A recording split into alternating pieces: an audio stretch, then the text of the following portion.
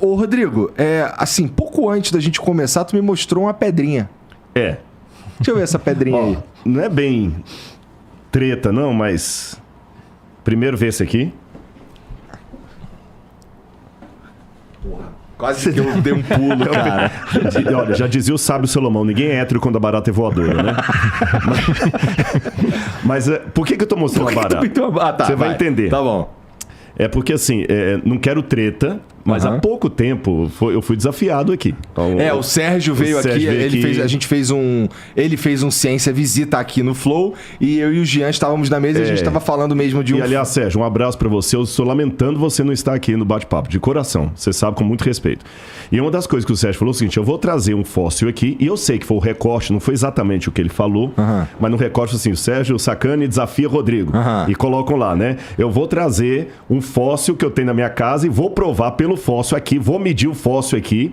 Achei que foi uma força de linguagem, porque ninguém tem como medir um fóssil em loco assim, se você não tem aparelhagem laboratorial para pegar, né, toda a questão ali do...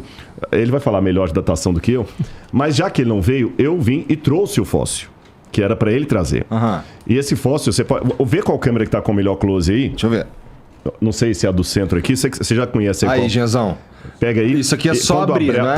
Pode abrir. Aí dentro, essa baratinha, você vai entender porque que eu dei a barata também. Isso aí é um trilobita.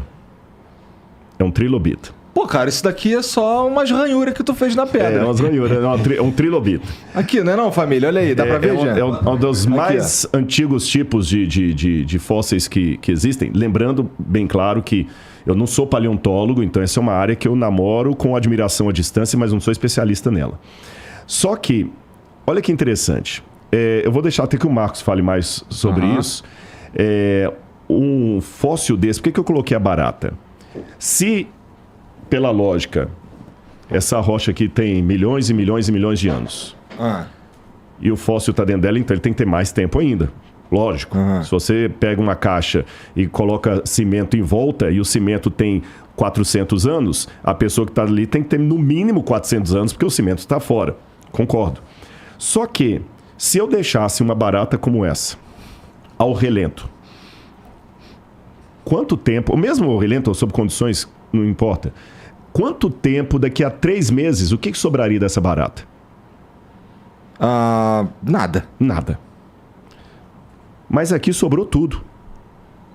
Como é que isso aqui pode ser milhões de anos? É a pergunta que eu ia fazer para o Sérgio. Se tem milhões de anos, eu não estou chamando o trilobita de barata. Mas só fiz uma comparação. Se ele ficou milhões e milhões de anos para se fossilizar, não era para sobrar absolutamente nada. E como é que vocês, então, explicam isso daí? Antes de passar a palavra para o Marcos, eu queria dizer 2 coisas para a galera que está escutando a gente. Eu não quero dar carteirada, não é essa a questão, mas por que eu pedi o Marcos para vir? É muito simples. Eu vou dar um exemplo aqui, a galera vai entender. Eu não gosto de treta e faço aqui à distância, sem nenhuma demagogia, um elogio ao Sérgio. O Sérgio sempre se demonstrou muito educado. Assisti poucas coisas dele, confesso. Mas sempre se demonstrou educado, diferente do Pirula, por exemplo, que é desbocado, que quer ganhar no xingamento, no palavrão. Acho que, sabe? Você já tretou com o Pirula, cara? Ele tretou comigo, eu não tretei com ele. Ele tretou, você tá entendendo? Aí fala com minha vaquinha, porque eu não vou dar nenhuma resposta pra ele. Com quem? Fala com quem? Fala com minha vaquinha. Entendi. Não, sério, porque eu acho o seguinte, quando o camarada começa a xingar palavrão, é porque ele já não tem argumento. Quando ele perde a postura... Quando o cara é acadêmico, ele sabe discutir com classe. Quando ele abaixa, é igual a mulher brigando na feira. Você entendeu? Uma mulher de classe, eu assisti um filme uma vez, Vestida para Matar, muitos anos esse filme. E eu lembro de uma cena que era uma menina que ela era toda doida, delinquente e tudo, e aí ela pensa que morreu, ela foi condenada à morte, mas o FBI fala assim, olha, você não morreu, a gente deu uma injeção só para descansar, mas aquela morreu e você vai se tornar uma assassina de aluguel e você vai viver. Ela aceitou, ela foi treinada por uma mulher lá do FBI, filme. E aí ela queria discutir tudo na base da pancada. Aí a mulher, que era clássica, falou assim, não, você quer vencer um inimigo, seja clássica. Você não vai na base da periferia. Sabe? Eu aprendi esse detalhe com esse filme. Eu acho que a gente tem que ter postura. Se o que eu falo procede, eu não preciso xingar sua mãe, te xingar de que você fala porcaria. Isso, em filosofia, e quem é acadêmico sabe o que eu estou falando, se chama argumento ad hominem. É uma falácia. Então, eu não preciso ficar, com todo respeito, como alguns pregadores que pensam que Deus é surdo, e ele só pega gritando, Senhor!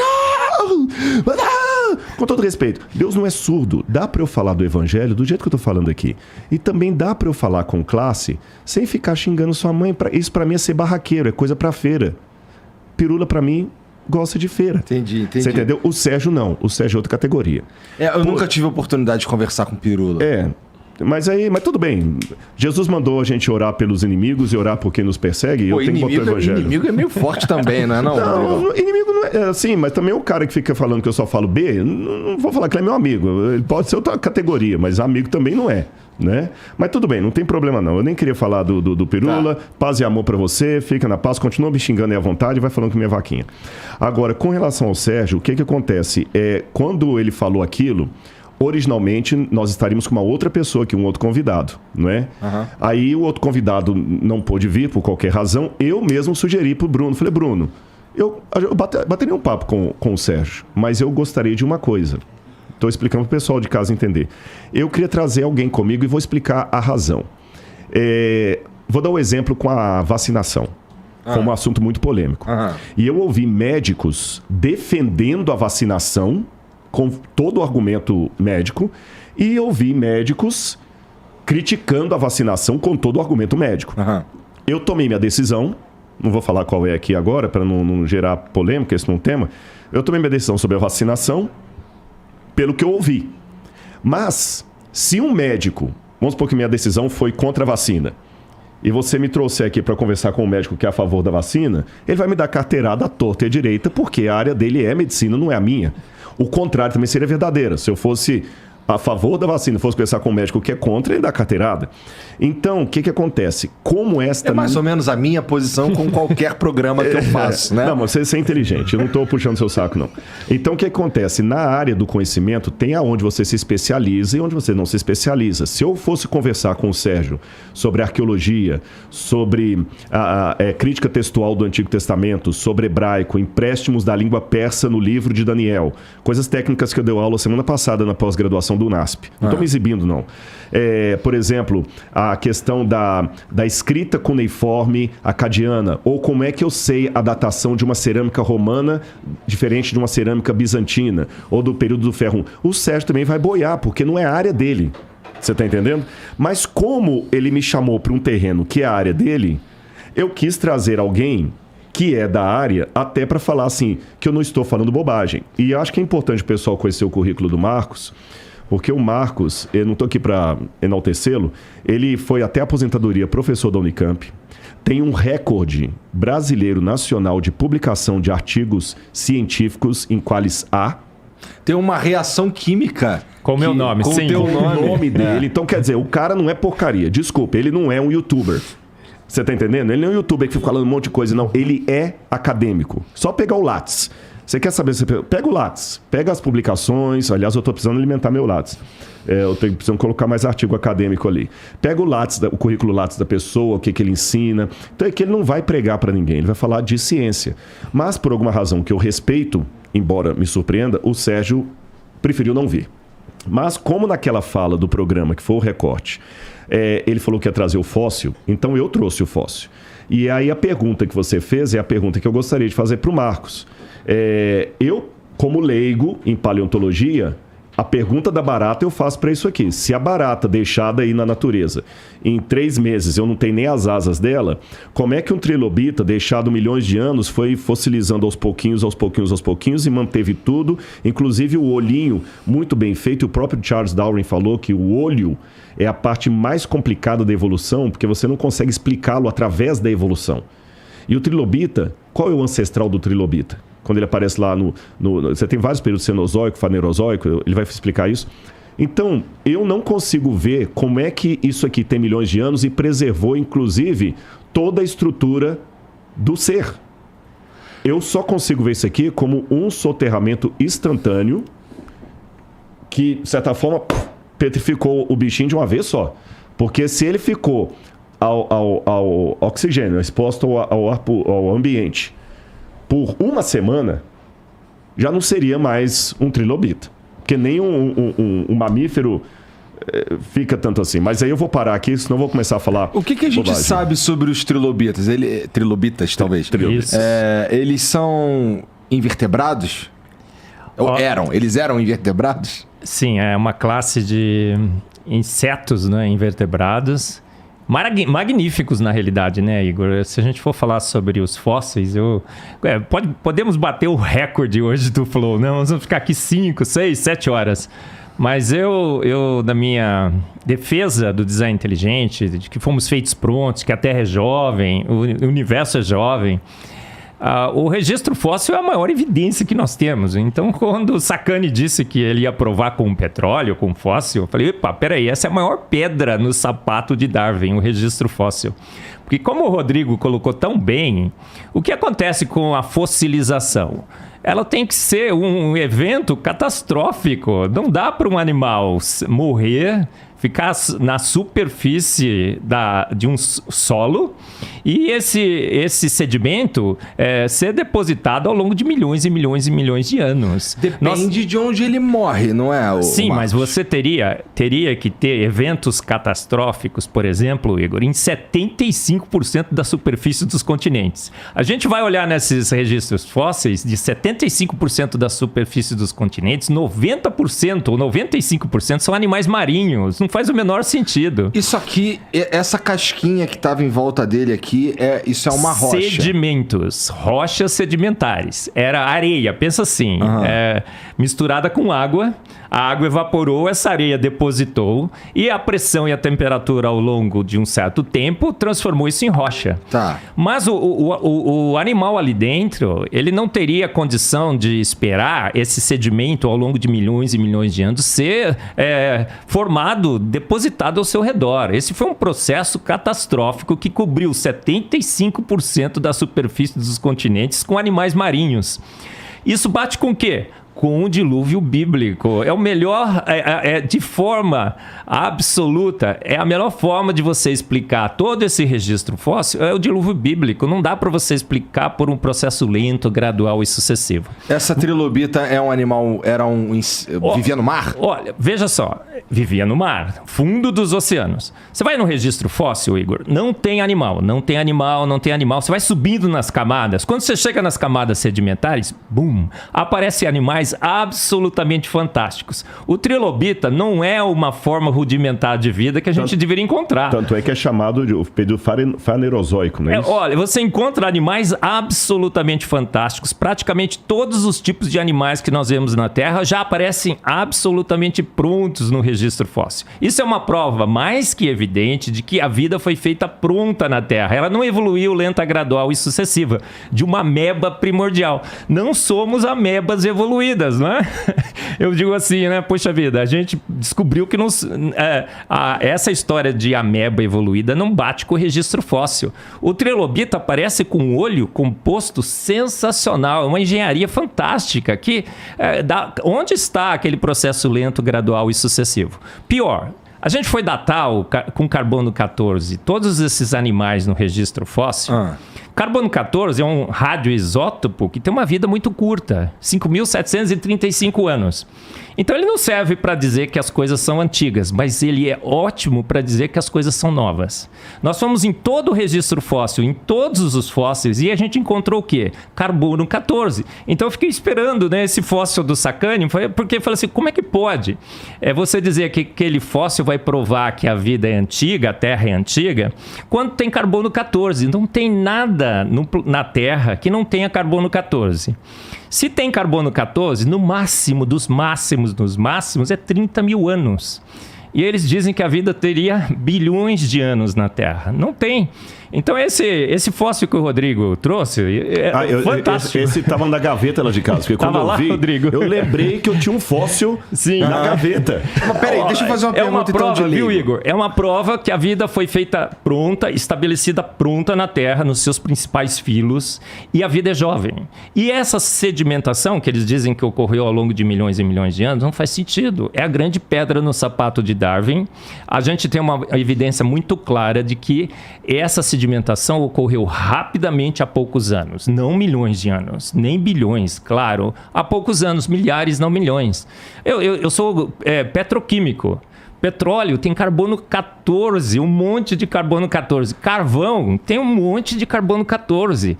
Grandes e grandes depósitos de carvão que preenchem continentes. Camadas extremamente espessas. Não dá para imaginar que isso lenta, gradual e sucessivamente, ao longo de milhões e milhões de anos, as árvores foram depositadas, todas juntas, e depois veio o sedimento. Não faz sentido. Então a gente tem muitas evidências, ninguém pode provar nada, obviamente, mas é o peso das evidências. Tá o Carlinhos ali, né, que é formado em Direito. Você vai camisa da NASA. Você vai no... camisa da NASA? Coitado, Igor, entregou o cara. Eu tenho um sobrinho, Igor, né? Russo, né? Eu sou filho... Olha, eu sou meu bisavô ucraniano, minha bisavó russa. Pô, tu tem cara de Putin mesmo. Cara, né? e o Weber... Deve andar sem camisa lá na Alasca em cima do urso. Exatamente. Carregando uma AK-47. E o Eberlin, né? Estamos falando de Eberlin aí, mas Eberlin é meu primo, que é diretor da Ponte Preta lá em Campinas. Tá levantando a macaca, né? Tá quase nascendo. É teu primo? É meu primo, Marcos. Que interessante. Marco Antônio Eberlin, e a gente tá, assim, esse meu sangue, né? Esse jeito de falar, esse sangue aí, viu? E o Eberlin é de alemão, pensa bem, né? Ucraniano, russo e alemão. Então a briga vai ser boa, né? Vai. O petróleo tem um monte de carbono 14 no petróleo. Olha, você vai no Golfo, além nos Estados Unidos, como é que chama? Golfo Pérsico, né? Não, Estados Unidos não. Não, ali na... O do México? O Golfo do México? Golfo do México. Uhum. Você vai no Golfo do México, tem um oceano de petróleo ali. É tudo soterrado rapidamente, não faz sentido.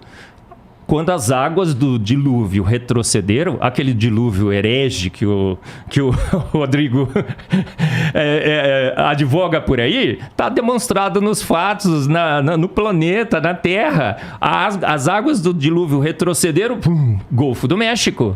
E aí soterraram o petróleo. O petróleo se forma ao longo de milhões e milhões de anos. A gente vai no laboratório hoje, tem empresa nos Estados Unidos que pega a matéria orgânica, mistura com água e pressão e forma petróleo.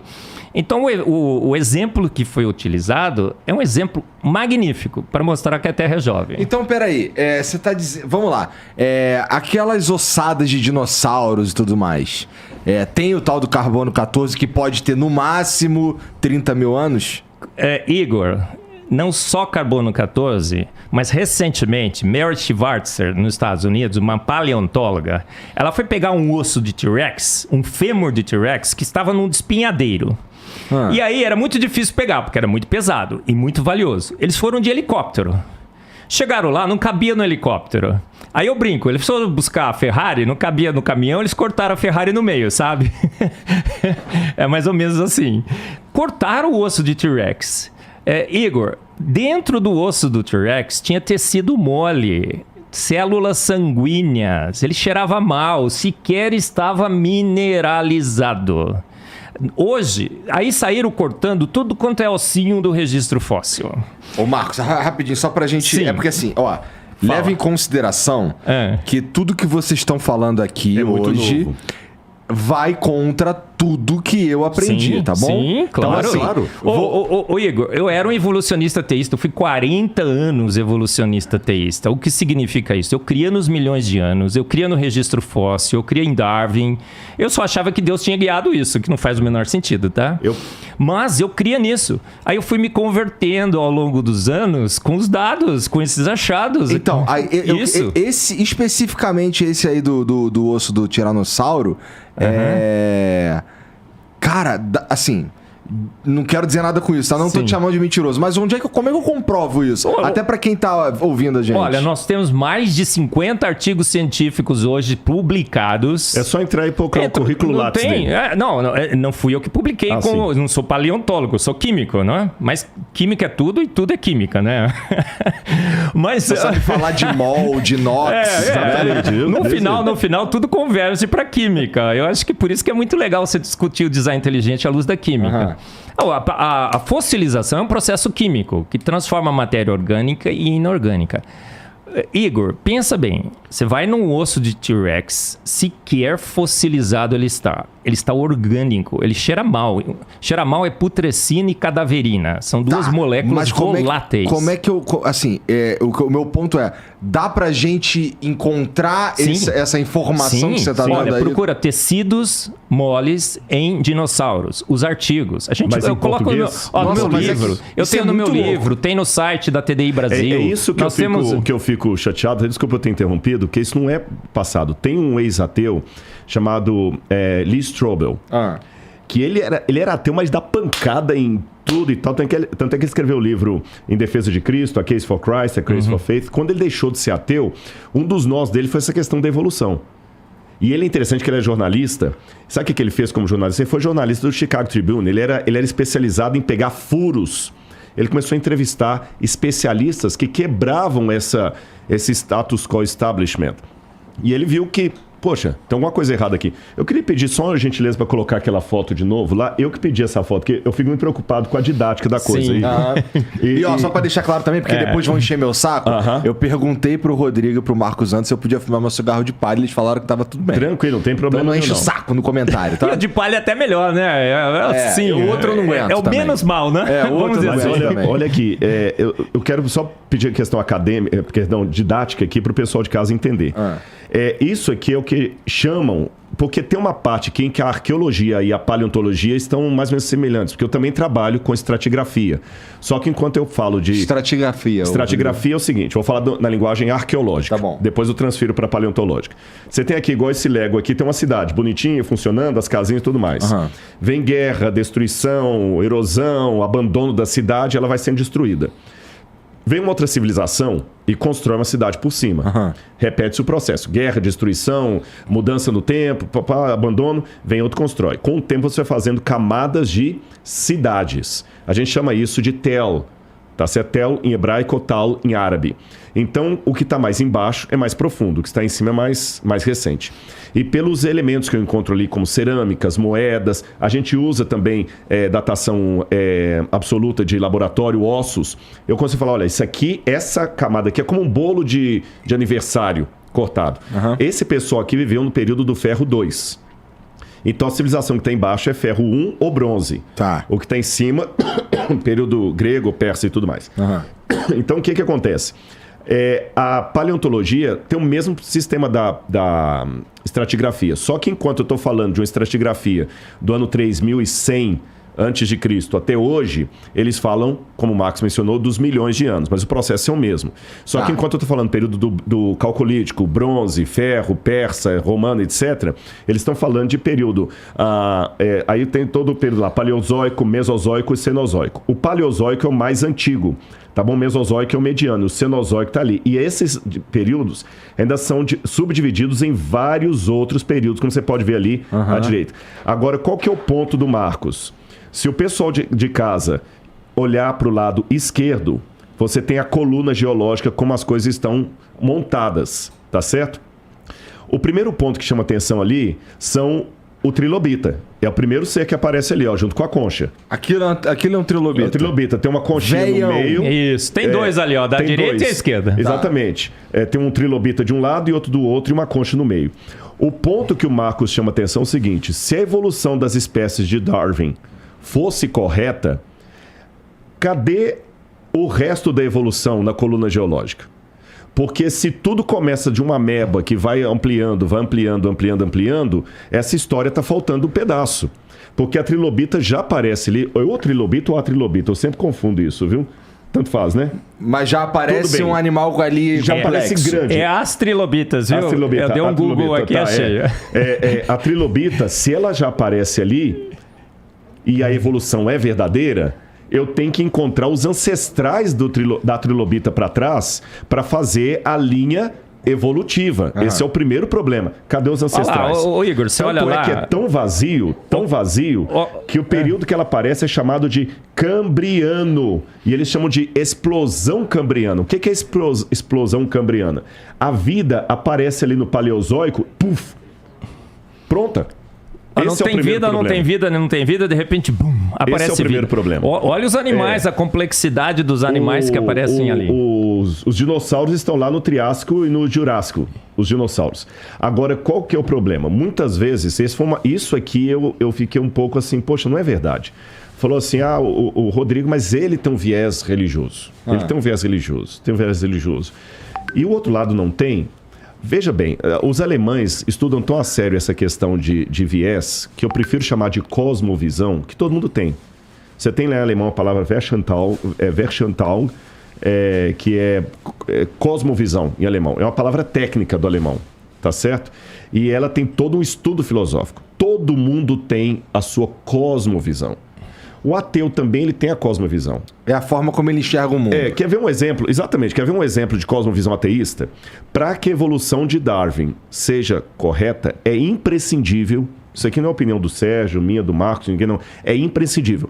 Para a evolução das espécies de Darwin ser real, tem que ter tempo. Tem que ter tempo. E muito tempo. Então, como eu já trabalho com esse pressuposto, então quando eu olho aquilo ali, eu falo assim, tem que ter tempo. Então, vou dar um exemplo assim, bem leigo. Nós podemos falar de 2 estilos de eventos paleontológicos que acontecem. A gente pode chamar de efeitos ordinários e extraordinários. O que é um efeito ordinário? Bom, esse prédio aqui onde o Flow está alocado, ele está em decaimento, porque ano após ano ele vai se desgastando. Se vocês não derem manutenção no prédio, não pintarem, não rebocarem, não melhorarem a estrutura, eu não sei, eu não sou arquiteto, mas vamos supor que daqui a 600 anos ele caia, de velho, tá certo? Ele vai demorar 600 anos para cair. Mas um terremoto pode fazer esse prédio cair em 5 segundos. O terremoto é um efeito extraordinário. O decaimento é ordinário.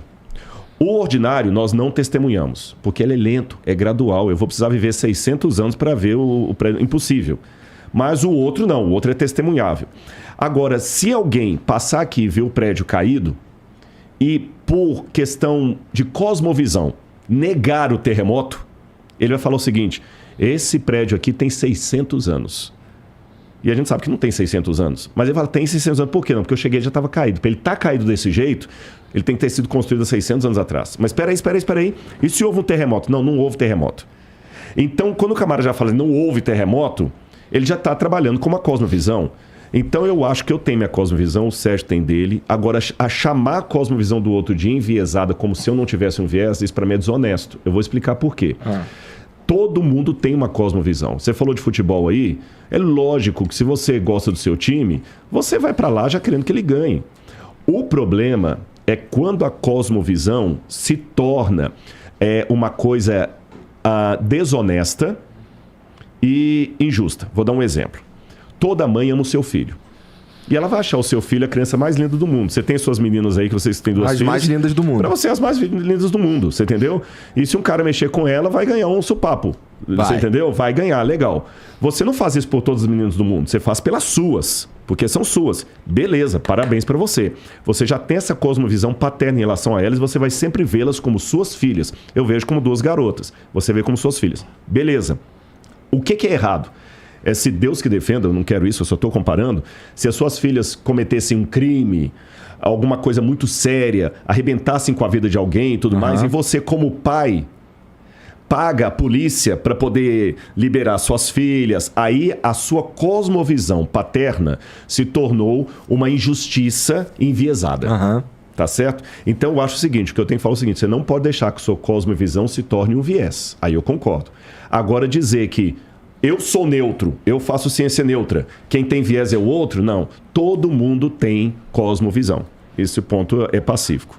Agora, depende como você analisa. Os dados são os mesmos. Só que a única coisa que eu te dou a palavra é que tem coisas que são mais divulgadas do que outras. É aí que a gente tem que tomar o cuidado, sabe? De saber, peraí, não é porque a coisa é mais divulgada do que outra que ela é correta, porque a própria ciência mostra quantas coisas do passado que foram aplaudidas, a física de Newton, depois ela virou de cabeça para baixo quando chegou Einstein, e agora já tem coisa virando de cabeça para baixo com a física quântica.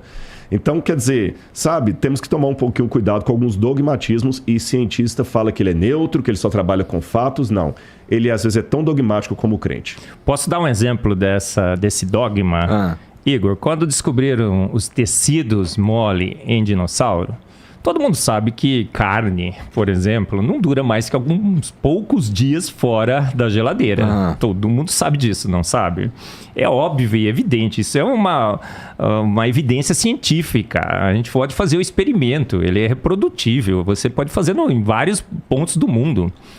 Inclusive, tinha uma estimativa que dizia que material orgânico depositado em rochas não deveria durar mais que 200 anos. Não poderia passar de 200 anos. Essa estimativa existia.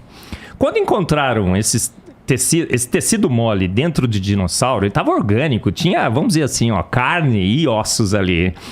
Tinha colágeno, tinha células sanguíneas. Mais de 17 tipos de biomoléculas já foram encontrados em ossos de dinossauros e de todos os animais no registro fóssil. Todos aqueles animais ali já foram encontrados com material orgânico, não fossilizado. Uma prova evidente que isso foi feito numa única catástrofe. Aí disseram o seguinte, olha, sabemos, pensa os argumentos de lógica. Sabemos que tecido mole não dura milhões e milhões de anos soterrado. Encontramos tecido mole em animais soterrados. Qual a conclusão? Olha, se você é um cientista imparcial, que a sua cosmovisão não está te guiando, qual é a conclusão? Esse registro fóssil foi formado há milhares de anos, no máximo. Mas sabe o que os cientistas falaram no mundo? Saiu um trabalho científico sobre isso. Temos, então, que reavaliar a nossa posição que tecido mole se degrada rapidamente no meio ambiente. E aí começaram a sair artigos no mundo como catalisadores, como preservantes, melhor dizendo, né? Preservantes teriam preservado o tecido mole por 60 milhões de anos, porque dinossauro diz que foi extinto há 60 milhões de anos. Saiu um artigo de uma cientista, Mary Schwartz, inclusive, ela disse, olha, fiz um experimento aqui, acho que foi com cobre, e deixei a proteína lá no meu laboratório, ficou 2 anos e ela não degradou. Olha, provei. Gente, esse artigo foi publicado na Science. Quando eu li, a Science é o maior periódico científico que temos hoje. Quando eu li aquilo, eu falei assim, gente, não pode. Olha como a cosmovisão, né, Rodrigo, está guiando o cientista. Porque 2 anos, frente a 60 milhões, é uma gota no oceano.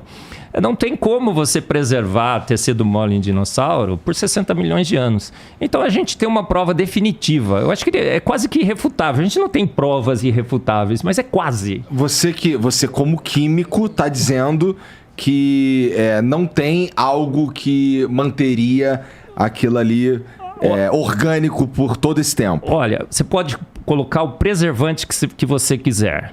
Mas nós sabemos que raios cósmicos atingem a Terra. Esses raios cósmicos penetram no que for.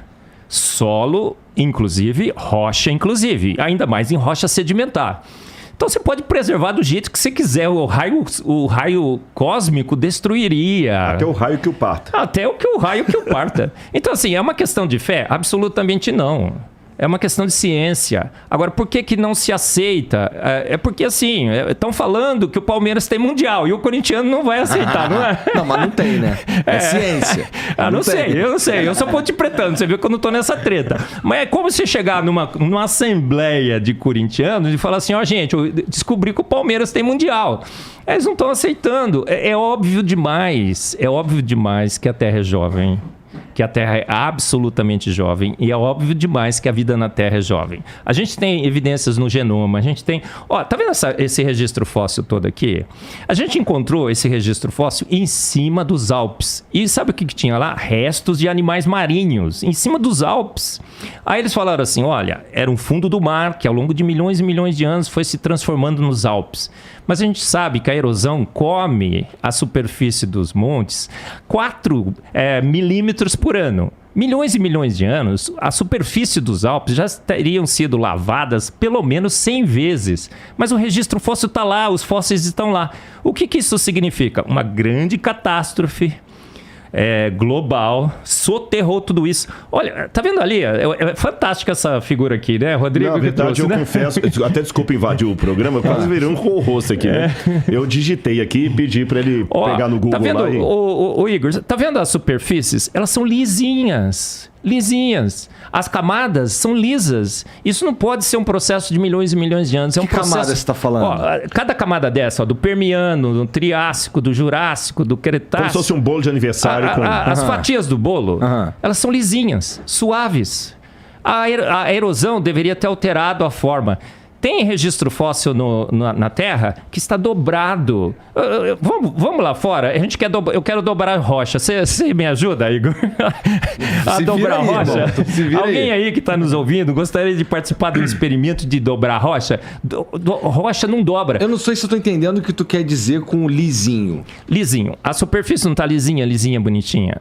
Suponha que isso é um período que cessou. É que aquilo ali é um desenho. Sim. Né? Então, no desenho... Mas a maioria dos livros de biologia... Tanto é que isso aqui não foi uma coisa que eu trouxe pronto, não. Eu escrevi no Google ali, entendeu? Coluna geológica.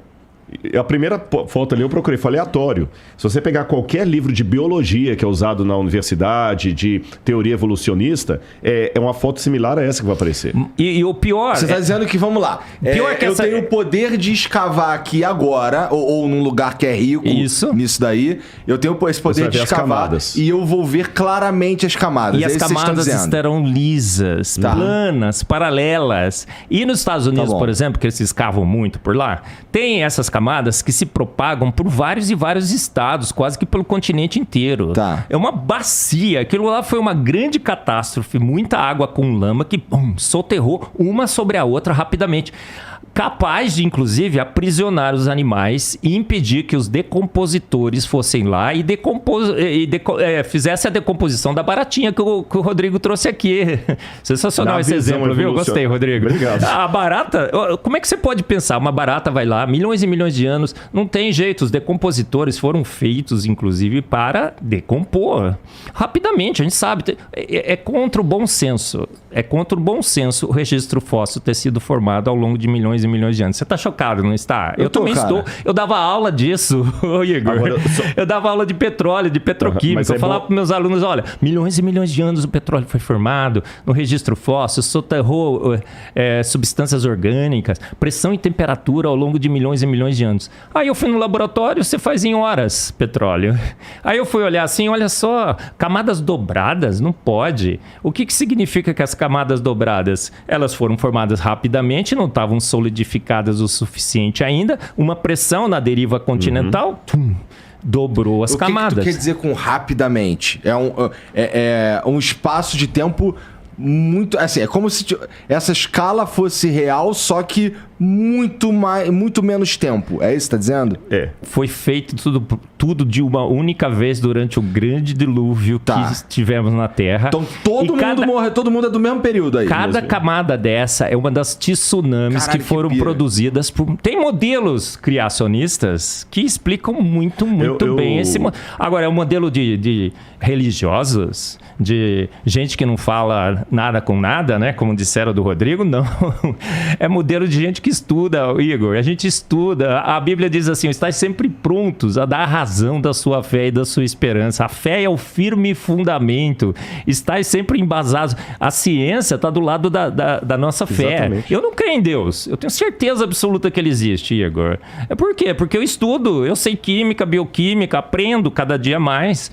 E as evidências são muito fortes. Não dá para imaginar que isso é um processo de milhões e milhões de anos. E todos os animais nesse registro fóssil têm ainda nos Estados Unidos tem vales e vales de dinossauros, tudo no mesmo lugar.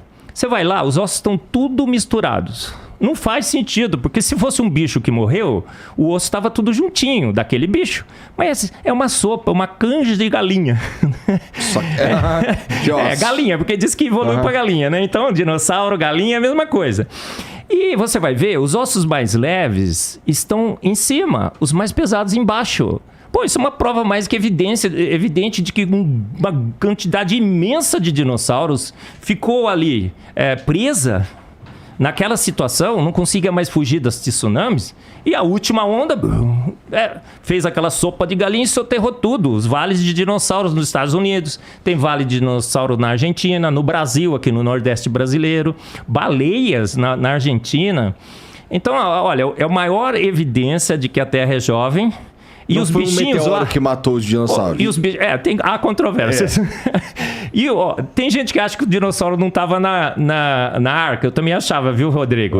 Mas tecido mole mostra que eles foram extintos há poucos anos. Inclusive, muito provavelmente, entraram na arca, saíram da arca, encontraram um planeta completamente hostil. Eles eram vegetarianos.